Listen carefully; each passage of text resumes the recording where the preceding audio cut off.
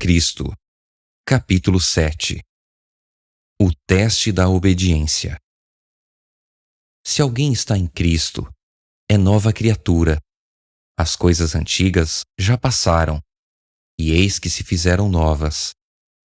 Uma pessoa pode não ser capaz de dizer o momento e o lugar exatos, nem descrever todas as circunstâncias do processo de conversão. Mas isso não prova que ela não seja convertida. Cristo disse para Nicodemos: o vento sopra onde quer, ouves a sua voz, mas não sabes de onde vem, nem para onde vai. Assim é todo o que é nascido do Espírito. Como o vento que é invisível, embora seus efeitos sejam claramente vistos e sentidos, assim também é o Espírito de Deus em sua obra no coração humano. Esse poder regenerador, o qual nenhum olho humano pode ver, gera uma nova vida e cria um novo ser à imagem de Deus. Embora a obra do Espírito seja silenciosa e imperceptível, seus efeitos podem ser vistos. Se o coração foi renovado pelo Espírito de Deus, a vida dará testemunho disso. Apesar de nada podermos fazer para mudar o coração e entrar em harmonia com Deus, mesmo que não devamos em absoluto confiar em nós mesmos, nem em nossas boas ações, a vida vai revelar se a graça de Deus habita em nós. Uma mudança será notada no caráter, hábitos e propósitos. Será claro e decisivo o contraste entre o que eram antes e o que são agora. O caráter é revelado não por boas obras, nem por erros ocasionais, mas pela tendência que palavras e atos costumeiros revelam. É verdade que pode haver uma aparência de retidão, mesmo sem o poder renovador de Cristo. O desejo de ter influência e de ser estimado pelos outros pode levar a uma vida bem ordenada. O respeito próprio pode nos fazer evitar a aparência do mal. Um coração egoísta pode promover atos generosos. De que maneira, então, vamos demonstrar de que lado estamos? Quem domina nosso coração? Em quem estão nossos pensamentos? Acerca de quem gostamos de conversar? Quem é o alvo da nossa calorosa afeição e do melhor da nossa energia? Se somos de Cristo, sempre estaremos pensando nele. Nossos mais doces pensamentos nele se concentrarão. Tudo o que temos e somos será consagrado a ele. Teremos o desejo de refletir sua imagem, possuir seu espírito, fazer sua vontade e agradá-lo em todas as coisas. Aqueles que se tornarem novas criaturas em Jesus Cristo produzirão os frutos do Espírito: amor, alegria, paz, longanimidade, benignidade, bondade, fidelidade, mansidão, domínio próprio. Não mais se comportarão de acordo com as antigas paixões, mas, pela fé no Filho de Deus, seguirão os seus passos, refletirão o seu caráter e se tornarão puros assim como ele é puro. As coisas que antes detestavam, agora amam. As coisas que antes amavam, agora aborrecem. O orgulhoso e arrogante torna-se manso e dócil.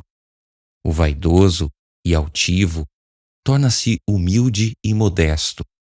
O alcoólatra deixa a bebida. O viciado torna-se puro. As modas e os costumes mundanos são postos de lado. O cristão não buscará o adorno exterior, mas o homem interior do coração, unido ao incorruptível trajo de um espírito manso e tranquilo. Não haverá evidências de genuíno arrependimento, a menos que ele promova uma reforma. Se confirmar o que foi prometido, devolver o que foi roubado, confessar seus pecados e amar a Deus e ao próximo, o pecador pode estar certo de que passou da morte para a vida. Quando vamos a Cristo, mesmo sendo seres pecadores e cheios de erros, tornamo-nos participantes da sua graça perdoadora e o amor brota em nosso coração. Os fardos tornam-se leves, pois o jugo que Cristo impõe é suave. O dever torna-se um deleite e o sacrifício um prazer. O caminho que antes parecia coberto de trevas torna-se iluminado pelo sol da justiça. O amoroso caráter de Cristo será visto em seus seguidores. Ele se deleitava em fazer a vontade de Deus. O amor a Deus, o verdadeiro zelo por sua glória, era o poder controlador da vida do nosso Salvador. O amor embelezava e enobrecia suas ações. O amor faz parte da natureza divina. O coração não consagrado não pode produzi-lo. O amor pode ser encontrado apenas no coração, onde Jesus reina. Nós amamos porque Ele nos amou primeiro. No coração renovado pela graça divina, o amor é o que motiva a ação. Ele modifica o caráter, controla a paixão, supera a inimizade e torna mais nobres as afeições. Esse amor ameniza os rigores da vida e exerce uma influência das mais positivas sobre todos que estiverem por perto. Há dois erros que os filhos de Deus, em particular aqueles que há pouco passaram a confiar em sua graça, precisam especialmente evitar. O primeiro, já mencionado, é o de reportar as próprias obras e confiar naquilo que podem realizar para ficar em harmonia com Deus. Aquele que procura tornar-se santo, buscando por meio das próprias obras guardar a lei, está tentando algo impossível. Tudo o que o ser humano possa fazer sem Cristo está poluído pelo egoísmo e o pecado. Somente a graça de Cristo, por meio da fé, pode nos santificar. O erro oposto, e não menos perigoso, é acreditar que Cristo isenta a pessoa de guardar a lei de Deus, que considerando que somente pela fé nos tornamos participantes da graça de Cristo, nossas obras nada têm a ver com nossa redenção. Mas note que a obediência não é uma mera concordância externa, e sim uma consequência do amor. A lei de Deus é uma expressão da natureza divina, é uma personificação do grande princípio do amor e, por isso, o fundamento do seu governo no céu e na terra. Se nosso coração for renovado à semelhança de Deus, se o amor divino estiver nele implantado, é claro que viveremos em obediência à lei de Deus. Quando o princípio do amor domina o coração, quando o homem é renovado segundo a imagem daquele que o criou, a promessa do novo concerto é cumprida. Porei no seu coração as minhas leis, e sobre a sua mente as inscreverei. E se a lei estiver escrita no coração, claramente ela moldará a vida. A obediência, nosso serviço e compromisso de amor, é o verdadeiro sinal do discipulado. Diz a Escritura: porque este é o amor de Deus, que guardemos os seus mandamentos. Aquele que diz, eu o conheço e não guardo os seus mandamentos, é mentiroso, e nele não está a verdade.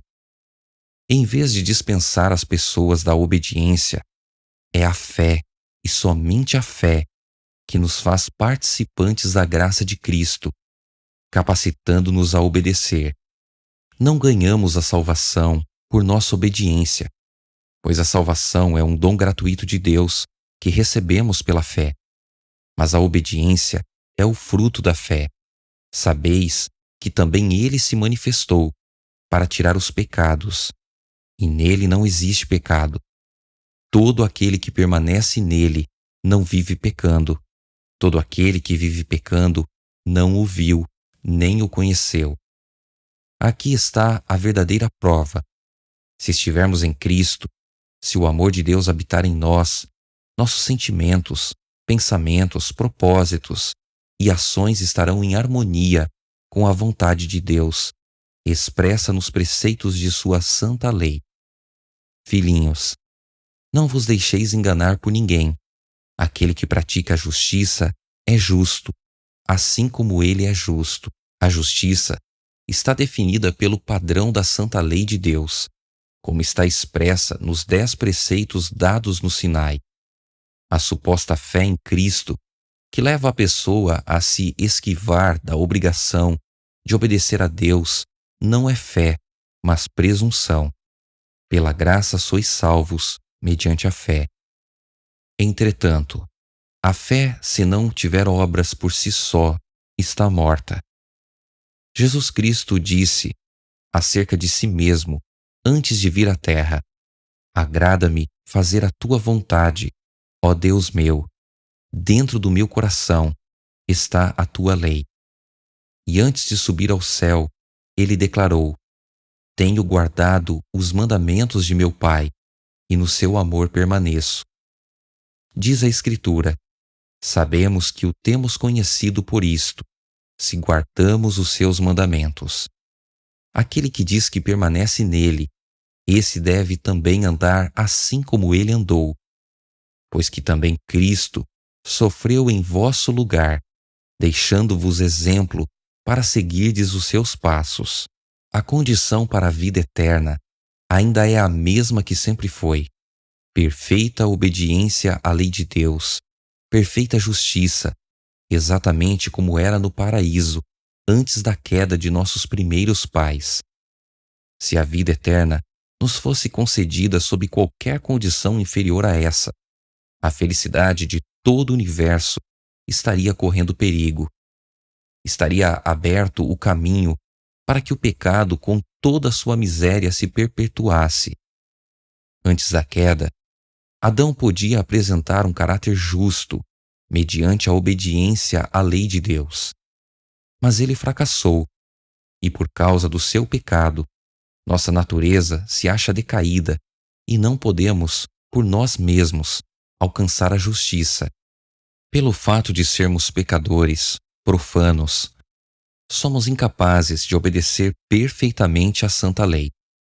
Não possuímos em nós mesmos a justiça necessária para satisfazer as exigências da lei de Deus. Mas Cristo providenciou uma solução. Ele viveu na terra em meio a provas e tentações iguais às que temos de enfrentar, e viveu sem pecar, morreu por nós, e agora se oferece para tirar-nos os pecados e dar-nos sua justiça. Ao entregar-se a Ele, aceitando-o como seu Salvador, você, por causa dele, será considerado justo. Não importa quão pecaminosa possa ter sido a sua vida, o caráter de Cristo substituirá o seu caráter, e você será aceito diante de Deus como se não houvesse pecado.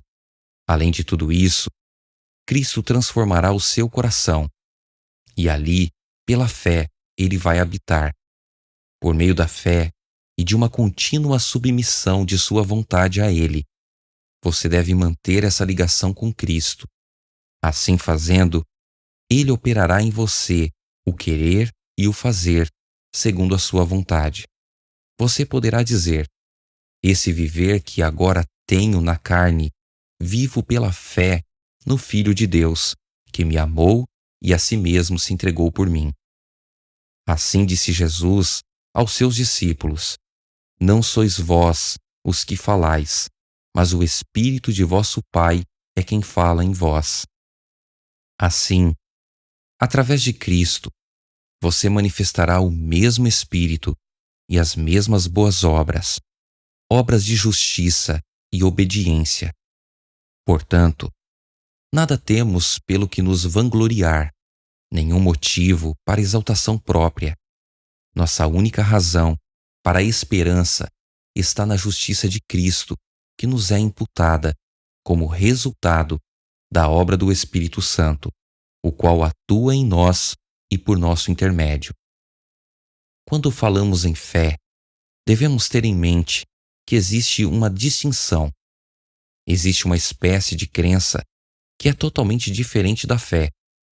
A existência e o poder de Deus, a veracidade de sua palavra, são fatos que nem Satanás e suas hostes podem sinceramente negar. A Bíblia diz que os demônios creem e tremem. Mas isso não é fé, onde existe não só a crença na palavra de Deus, mas também uma submissão da vontade a Ele, onde o coração é entregue e as afeições são nele concentradas. Aí existe fé, uma fé que opera por meio do amor e que purifica o coração. Mediante esta fé, o coração é renovado à imagem de Deus.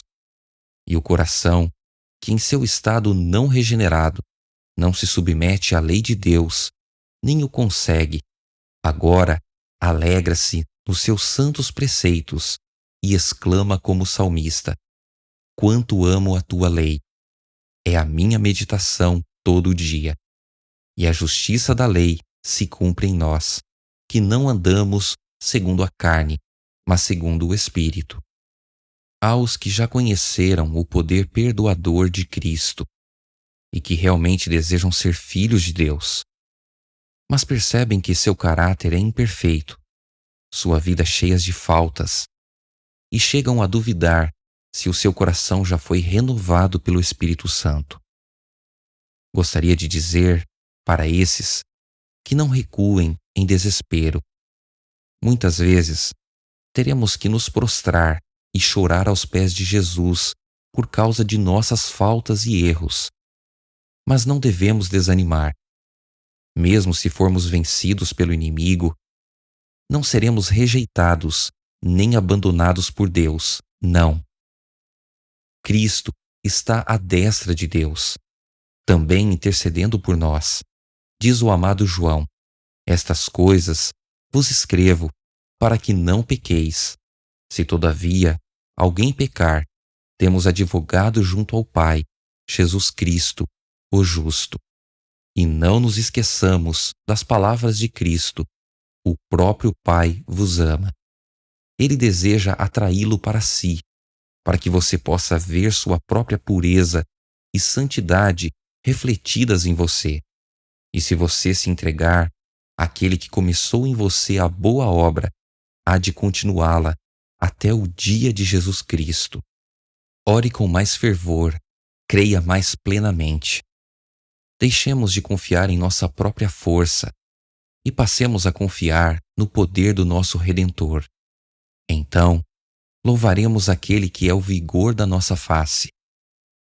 Quanto mais perto você estiver de Jesus, mais cheio de falta se sentirá a seus próprios olhos, pois sua visão ficará mais clara e suas imperfeições serão vistas em amplo e distinto contraste com a natureza perfeita de Cristo. Isso é prova de que os enganos de Satanás perderam seu poder e que a influência vivificante do Espírito de Deus está lhe despertando. Quem não reconhece a própria pecaminosidade não consegue desenvolver um amor mais profundo por Jesus. A pessoa que é transformada pela graça de Cristo passará a admirar seu caráter divino, mas o fato de não enxergar a própria deformidade moral é uma inequívoca evidência de que não tivemos uma visão da beleza e da excelência de Cristo. Quanto menos enxergarmos as próprias qualidades, tanto mais veremos a infinita pureza e a bondade do nosso Salvador. A percepção de nossa pecaminosidade nos conduz àquele que pode, de fato, perdoar. E quando uma pessoa, ao perceber o seu desamparo, busca a Cristo, ele revela-se de maneira poderosa. Quanto mais percebermos nossa necessidade de chegar-nos a Ele e a Sua palavra, mais elevada será a visão que teremos de seu caráter e mais plenamente refletiremos sua imagem.